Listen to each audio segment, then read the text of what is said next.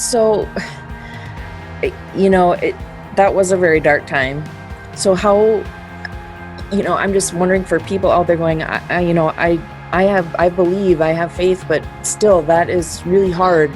Were there other resources that you reached out to in addition to your, talking to God and being angry and... Oh yeah. And it is hard. It's not an easy answer. I mean, you can throw it out there and be like, oh, just go to Jesus. Well, that's not how it works. I mean, you have to put in the work. It's not, and that's not fair either, that you have to put in the work. I mean, you shouldn't have to do that. It's not fair. But if you want to come out on the other side, you have to put it in. So yeah, I did seek out counseling from my church. So I met with someone once a week. She was incredible. We talked, and she would bring me back to the Word of God.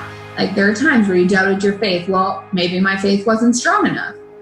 And she would be like, that's not the truth. You know that. You know what's in the Word.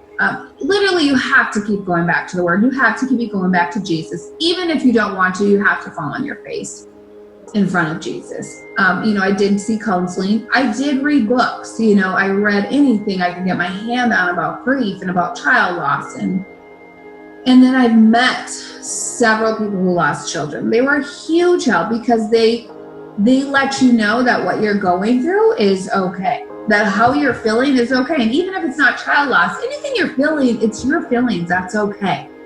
And just be upfront and be honest and be who you are. Don't hide it. If you're sad, you're sad. I mean, who cares? Be who God created you to be and show your emotions, and let people know you're struggling.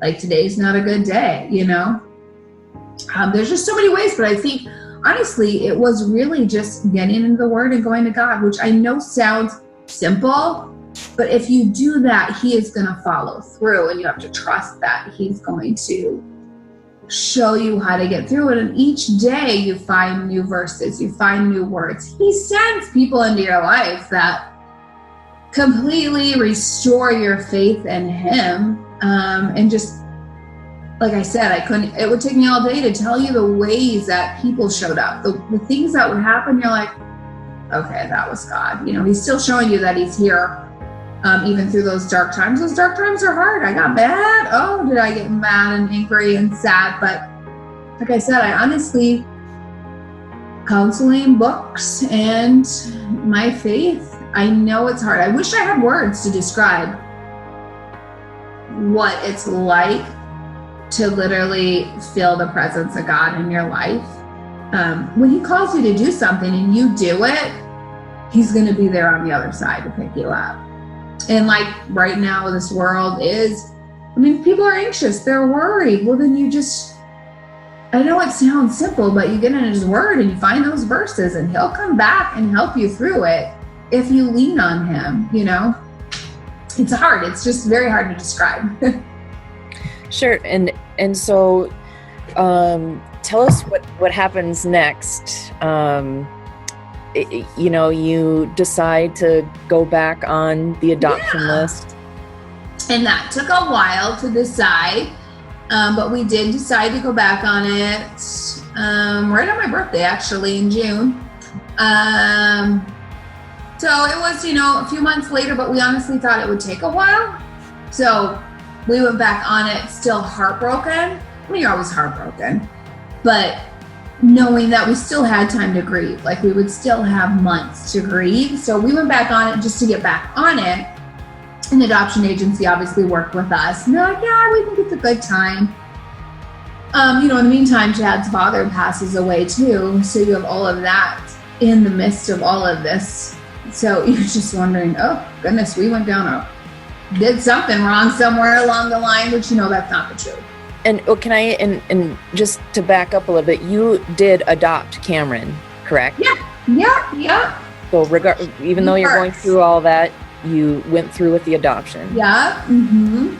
Yes, we did adopt him. We actually adopted him over the phone. You're supposed to be at the court systems, but they allowed us to just do it over the phone. We have the papers, everything. Yeah, he was our baby, so of course we went through with it.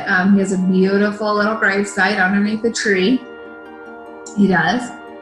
So, we go out there, talk to him, talk to Jesus. We know he's not there, but it's still a peaceful little place we go to with a bench. But then, so we got back on the list in June, the very end of June.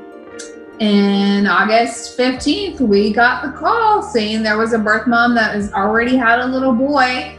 And how soon can you get here?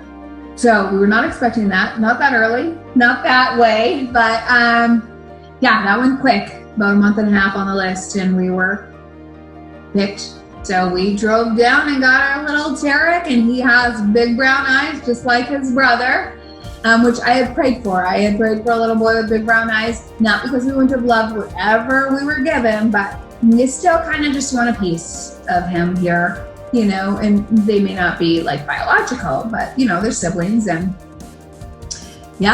we were shocked. I don't know any other words. We were not expecting it that quick. Pretty much shocked. But we drove down there and there he was. Signed the papers the next day.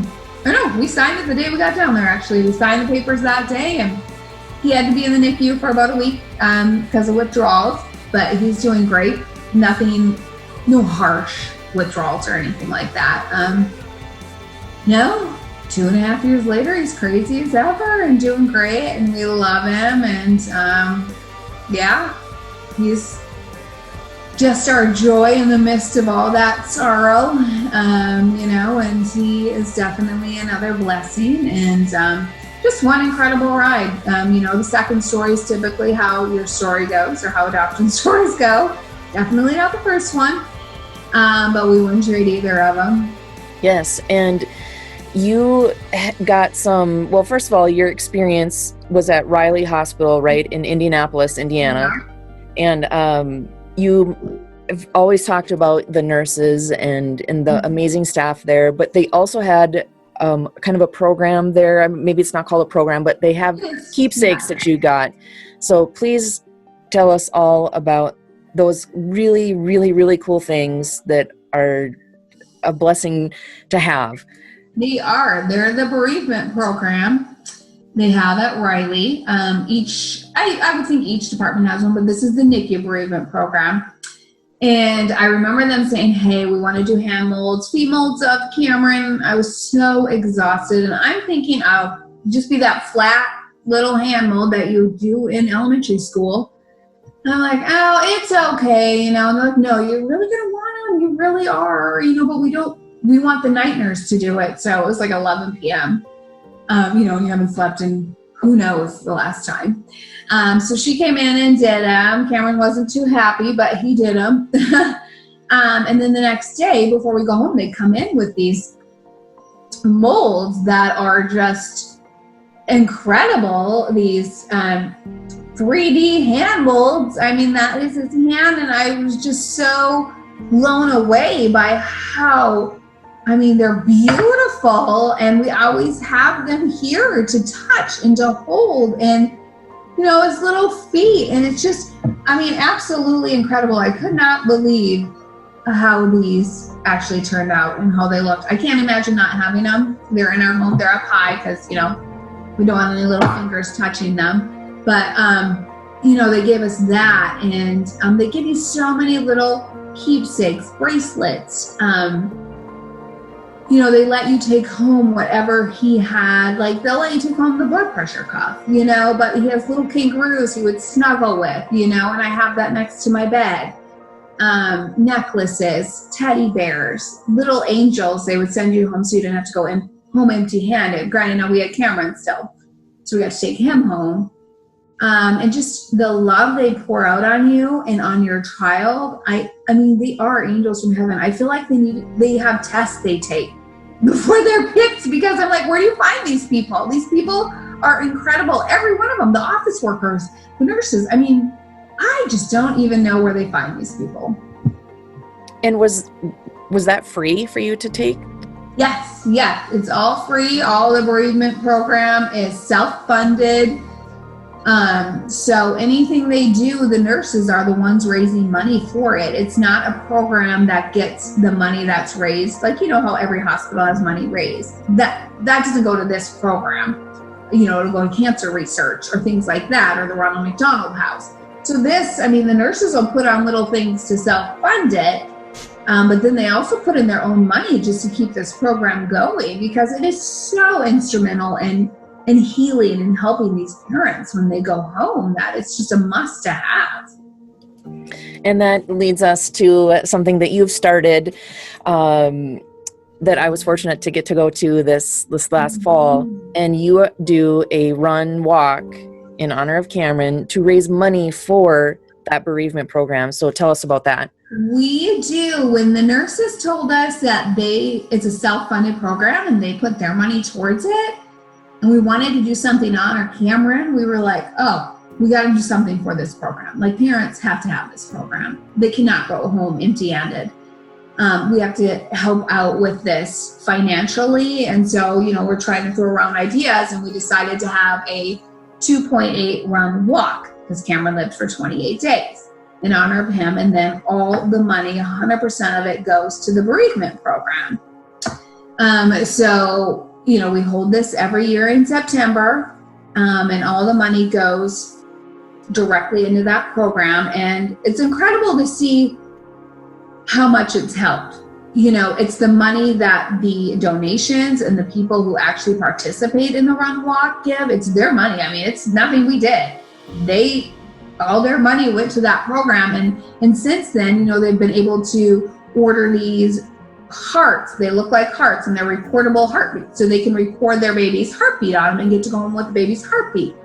They have necklaces. Now, mine wasn't from Riley, but they're little feet prints, hand prints. They can do those now. And with the money raised over this year, besides the money given by the nurses, this money has helped them have better quality jewelry. They give new printers for pictures, because they make picture books out of them.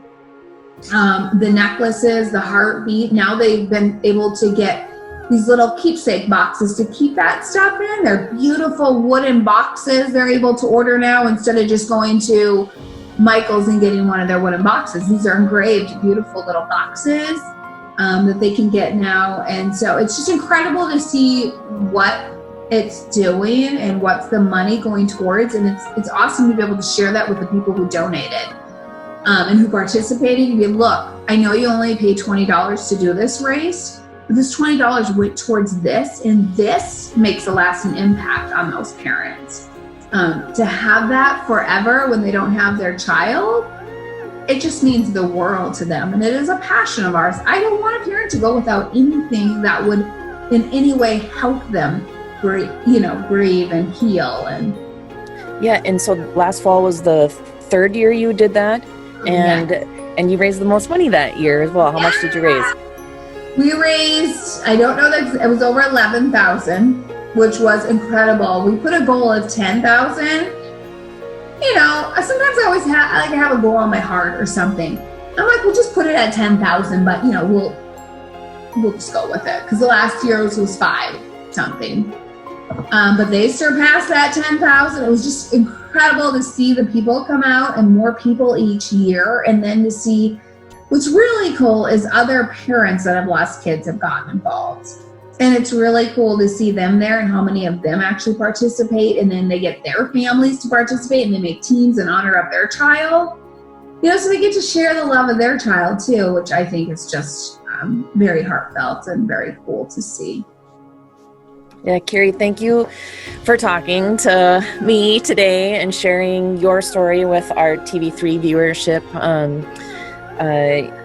It's great to hear encouraging stories and just seeing how people persevere through tragedy, and you're making the world a better place. And I just thank you so much. Yeah, no, thank you for having me. We obviously love to share our adoption stories. Most of them have beautiful endings. Ours have beautiful endings, both of them. Our son's home healed with Jesus. So, what a better ending than that? Tarek's just crazy as ever and keeps us busy. And I think every story is unique. Every adoption story has struggles, but in the end, they're just all beautiful little blessings, and you just go with it and end up however it ends up, that's the road in life. It just has many twists and turns. Yes. Well, thank you for joining us today and sharing that story. You're welcome. I enjoyed it.